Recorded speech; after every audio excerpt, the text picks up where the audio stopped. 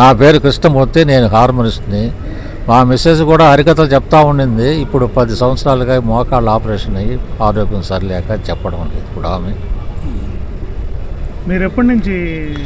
నేను 50 సంవత్సరాలుగా ఉన్నాను సార్ ఈ ఫీల్డ్లో. చిన్నప్పటి నుంచి చిన్నప్పుడే నేర్చుకున్నా. ఎంత ఏజ్లో? ఎంత ఏజ్లో 14-15 సంవత్సరాల్లోనే నేర్చుకున్నా. ఇప్పుడు వరకు ఎన్ని ప్రోగ్రామ్స్ చేస్తుంటారు? దాదాపు 1000 ప్రోగ్రాంలే చేసి ఉంటా, 100లో కాదు సార్, 1000లోనే చేసి ఉంటా.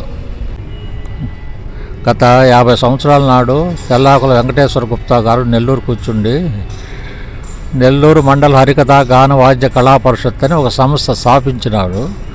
దానిలో సుమారుగా ఒక 50-60 మంది సభ్యులంతా హరికథ కళాకారులు, వాయిద్య పనులంతా చేరి ఉంటున్నాయి. సరే, అప్పుడు ఈ హరికథలు మాకు ప్రెసిడెంట్గా రాజారావు ఉన్నాడు, వయలినిస్టు. ఆయన ఈ హరికథలు మమ్మల్ని అంతా సమకూర్చి ఇక్కడ హరికథలు వాయిద్య పనులని సమకూర్చి జరిపిస్తూ వచ్చినారు.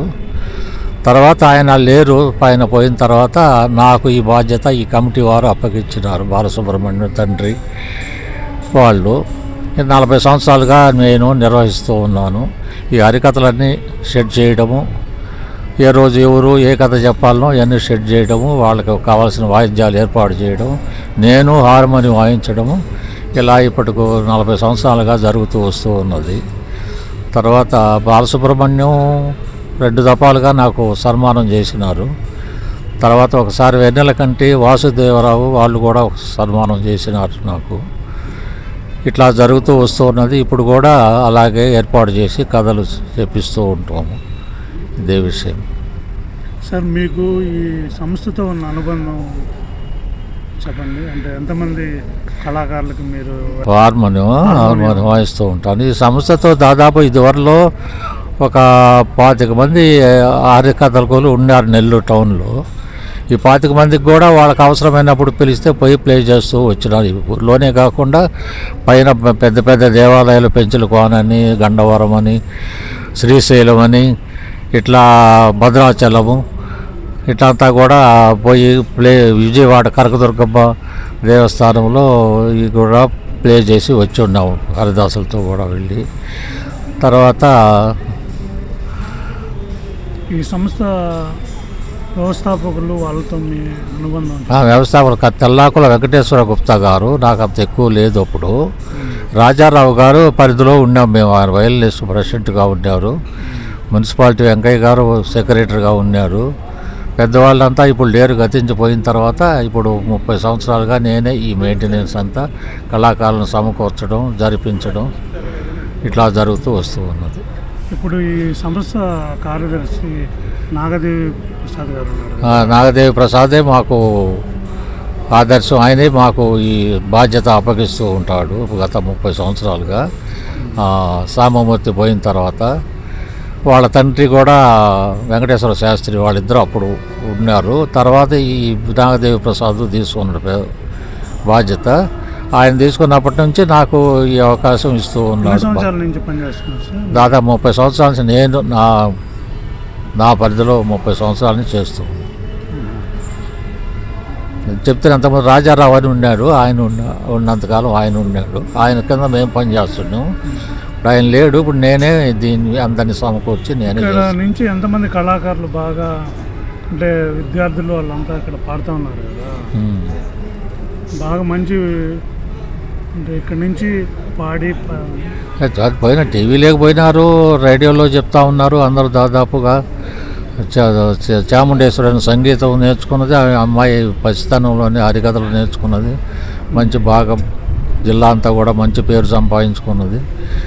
అందరూ బాగానే ఈ దూరంలో అంతా బాగానే చెప్పినాడు. ప్రస్తుతం ఈ టీవీలు సినిమాల వల్ల కొంచెం కళారంగం వెనకబడి ఉన్నది. అయినా కూడా వీళ్ళు సాంప్రదాయం పోకుండా భక్తి మార్గం మనం త్యాగరాజోత్సవాల్లో ప్రచారింపజేయాలని ఉద్దేశంతో మంచి వేదిక కళాకారులకు. మంచి టౌన్ హాల్ అంటే వాళ్ళకి ఎంతో ఆనందం కళాకారులకి. అట్లా వచ్చి కచేరీ చేస్తే మంచి విద్వత్తు ఉన్నోళ్ళనే కదా మేము ఏర్పాటు చేస్తాం. కొంత బాగా చెప్పగలిగిన వాళ్ళని ఏర్పాటు చేస్తూ ఉంటాము. పిల్లలకి మంచి అవకాశం. కొత్తగా పిల్లలు ఎవరు రావడం లేదులేండి. ఈ వోకల్కి బాగా వస్తున్నారు. వోకల్కి వస్తున్నారు. వోకల్కి నెల్లూరు టౌన్లో ప్రతి ఇంట్లో ఒక బ్రాహ్మణ ఇంట్లో ఒకరు ఇద్దరు నేర్చుకుంటానే ఉన్నారు, నేర్చుకొని ఉన్నారు. ఓకలకు బాగా మంచి ఉన్నది, కానీ హరికథలకు కొంచెం ఈ హరికథలకు ఇంకా బాగా రావాలంటే కొంత గవర్నమెంట్ టీటీడీ తీసుకోవాలి. టీటీడీ తీసుకొనే ఉన్నది. ఒక 500 మంది కళాకారులకు టీటీడీలో అవకాశం ఇస్తూ ఉన్నారు. ప్రతి నెల ఒక 15-20 ప్రోగ్రాములు ఇస్తూ ఉన్నారు. కొంతమంది పోలేక అప్పుడు ఆ టైంలో కొంతమంది పోలేక కళాకారులు వస్తున్నారు సార్, వస్తున్నారు, నేర్చుకుంటున్నారు. ఏదో ఒకటి అర నేర్చుకుంటున్నారు. అంత ఎక్కువ మంది లేరు, కానీ ఒకటి అర నేర్చుకుంటూ. ఇప్పుడు మామూలుగా విద్యార్థులు అంటే స్టూడెంట్స్, చిన్నపిల్లలు కాదు, కొంచెం పెద్దవాళ్ళే కొంచెం చదువుకొని ఈ సంగీతం మీద అభిమానము, డ్రామాలు వేస్తూ ఉండేవాళ్ళు హరికథ నేర్చుకుంటే బాగుంటుంది. ఇలాగా ఉద్యోగులు ఉన్నారు, ఇతరులు ఉన్నారు. ఇతరులే ఎక్కువ ఉంటారు, ఉద్యోగులు ఏదో ఒకటి అర ఉంటుంది. మంచి ఫ్యూచర్ ఉండాలని తిరుపతి దేవస్థానం పోషిస్తూ ఉన్నది కథకుల్ని, వాయిద్యపరుల్ని. అది కాక ఇలాంటి కళా సంస్థలు కూడా వాళ్ళకి కొంత ప్రోత్సాహం ఇస్తూ ఉన్నారు. టీటీడీ వల్ల ఇక హరికథ కళ బ్రతికి ఉన్నదంటే దాదాపుగా టీటీడీనే చెప్పుకోవాలి. ఎక్కువగా అన్ని జిల్లాల్లో, ఇతర రాష్ట్రాలకు కూడా పంపిస్తూ ఉన్నారు వాళ్ళు హరికథకుల్ని.